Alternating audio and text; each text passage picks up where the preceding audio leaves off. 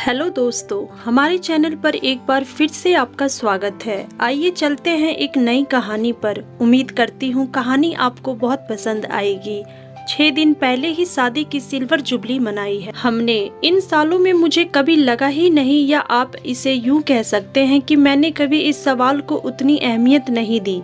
कमाल है, अब यह भी कोई पूछने जैसी बात है, वह भी पत्नी से कि तुम कैसी हो।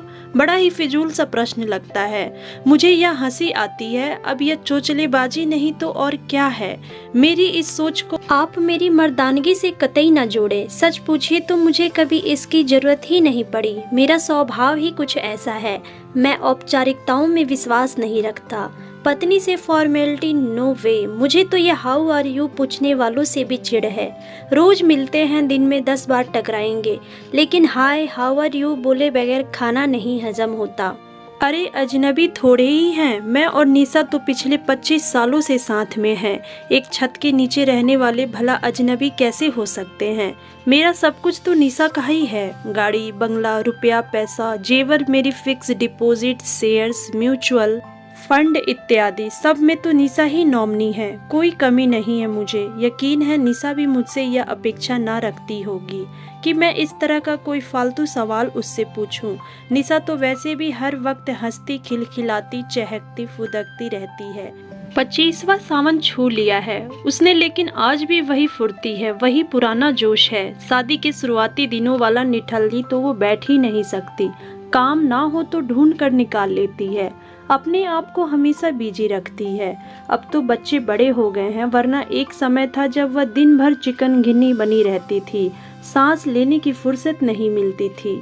उसका गजब का टाइम मैनेजमेंट है। उसका मजाल है कभी मेरी चाय लेट हुई हो, बच्चों का नाश्ता ना बन पाया हो, या कभी बच्चों की स्कूल बस छुट्टी हो।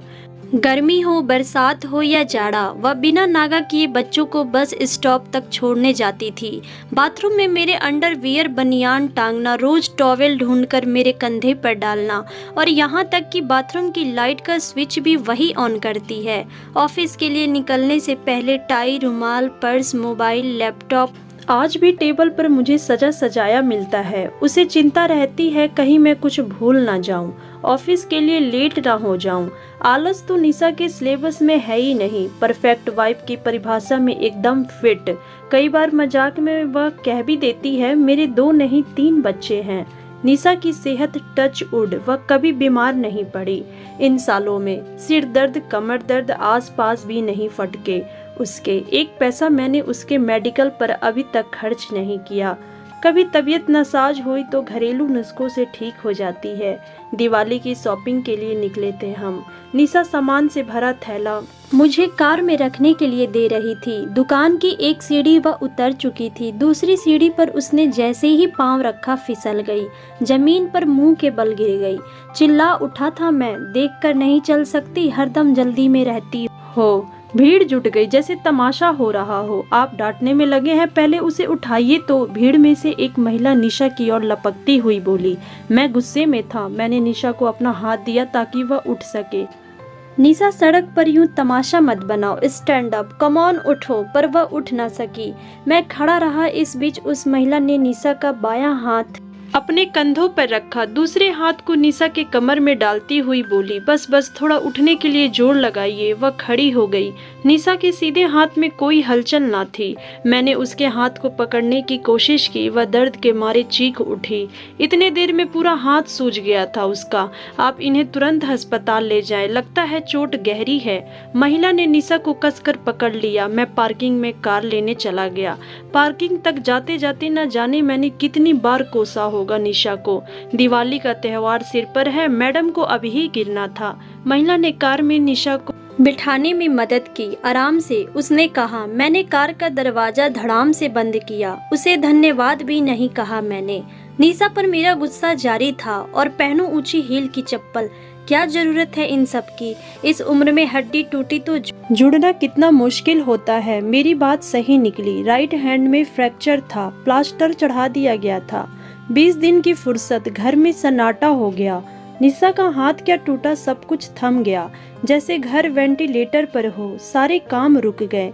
यूं तो काम वाली बाई लगा रखी थी, पर कुछ ही घंटों में मुझे पता चल गया कि बाई के हिस्से में कितना कम काम आता है। असली काम वाली तो निशा ही है। अब तक बेखबर था इससे। मेरे घर की लक्ष्मी तो निशा ही है। उसी के चारों ओर तो मेरे परिवार की खुशियां घूमती हैं। शाम की दवा का टाइम हो गया। निशा ने खुद से उठने की कोशिश की, उठ न सकी। मैंने ही दवाइयाँ निकालकर उसकी बाईं हथेली पर रखी। पानी का गिलास मैंने उसके मुंह से लगा दिया। मेरा हाथ उसके माथे पर था। मेरे स्पर्श से उसकी निस्तेज आंखों में हलचल हुई। बस मेरे मुंह से निकल गया, तुम कैसी हो निशा? या क्या वह रोने लगी? जार जार फफक पड़ी। उसकी हिचकिचियां रुकने का नाम ही नहीं ले रही थीं। उसके आंसू मेरे हाथ पर टप टप गिर रहे थे। आंसुओं की गर्माहट मेरी रंगों से होकर दिल की ओर बढ़ने लगी। उसके अश्कों की उष्मा ने मेरे दिल पर बरसों से जमी बर्फ को पिघला दिया। अक्सर हम अपनी ही सोच, अपने विचारों और धारणाओं से अभिशप्त हो जाते हैं। यह सवाल मेरे लिए छोटा था, पर निशा न जाने कब से इसकी प्रतीक्षा में थी। बहुत देर कर दी थी मैंने। दोस्तों, उम्मीद करती हूँ यह कहानी आपको पसंद आई होगी। कहानी पसंद आई हो तो वीडियो को लाइक शेयर करना बिल्कुल भी ना भूलें। चैनल पर नए हैं तो चैनल को सब्सक्राइब जरूर करें। मिलते हैं अगली वीडियो में। धन्यवाद।